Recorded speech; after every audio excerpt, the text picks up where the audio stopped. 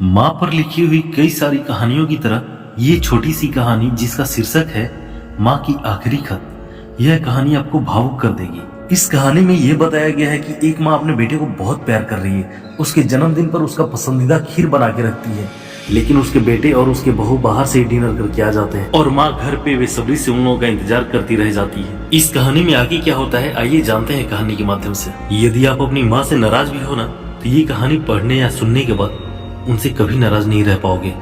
तो आइए ध्यान से सुनते हैं इस कहानी। रात के 12 बज चुके थे। माँ कभी दरवाजे की तरफ देखती तो कभी एक नजर घड़ी की तरफ। माँ की आंखों में और चेहरे पर चिंता साफ नजर आ रही थी। थोड़ी ही देर में दरवाजे की बेल बजती है। माँ ने काफी तेजी से दरवाजा खोला तो देखा कि सामने उसका बेटा विक्रम और बहू मान्यता है। उसने पूछा कि इतनी देर क्यों हो गई? मैं कब से तुम्हारी राह देख रही थी। माँ, अब मैं छोटा नहीं हूँ, तुम मेरी चिंता मत किया करो, विक्रम ने माँ पर झल्लाते हुए बोला। बेटा कितना भी बड़ा हो जाए माँ के लिए हमेशा छोटा ही रहता है। चलो छोड़ो, हाथ पैर धो लो, मैं तुम लोगों के लिए खाना लगा देती हूँ, माँ ने दरवाजा बंद करते हुए बोला। माँ जी, हम बाहर से खाना खा कर आए हैं, आप खाना खा लीजिए, हम सोने जा रहे हैं, बहू मान्यता ने माँ से कहा। लेकिन मैंने तो तुम लोगों की पसंद की खीर बनाई है, आओ थोड़ी थोड़ी खा लो। माँ, तुझे एक बार में समझ नहीं आता क्या? तेरी बहू ने कहा ना कि हम बाहर से खाना खा कर आए हैं, क्यों परेशान करती हो? जा तू ही खीर खा ले और शांति से सो जा, और हमें भी शांति से सोने दे। माँ अकेले कैसे खीर खा सकती थी और उसे बिना खाए नींद कैसे आ सकती थी? क्योंकि बेटे का इंतजार करते करते उस माँ ने कुछ भी नहीं खाया था। वह किचन में जाके एक गिलास पानी पी ली और अपने रूम में चली गई। सुबह में 10 बजे विक्रम की आंख खुली। बाजू में मान्यता भी अभी सो ही रही थी। विक्रम हॉल में आया तो लैपटॉप के पास रखी एक चिट्ठी पर उसकी नजर पड़ी। यह चिट्ठी किसकी हो सकती है, यह देखने के लिए उसने चिट्ठी को खोलकर पढ़ना शुरू किया। मेरे लाल, तू सोच रहा होगा कि एक ही घर में रहते हुए ये चिट्ठी क्यों?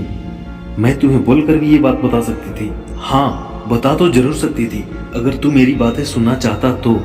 किसी एक्सप्रेस गाड़ी की तरह तू आता है और कुछ ही पलों में निकल भी जाता है। खैर वो सब छोड़ो, कल तुम्हारा जन्मदिन था, इसलिए मैंने खीर बनाया था। सोचा था कम से कम आज के दिन भी तो साथ में बैठकर खाना खाएंगे, मगर मैं यह बात भूल गई थी कि मेरा बेटा अब छोटा नहीं रहा, बड़ा हो चुका है। तू अपने दोस्तों के साथ पार्टी करके खाना खा कर आया।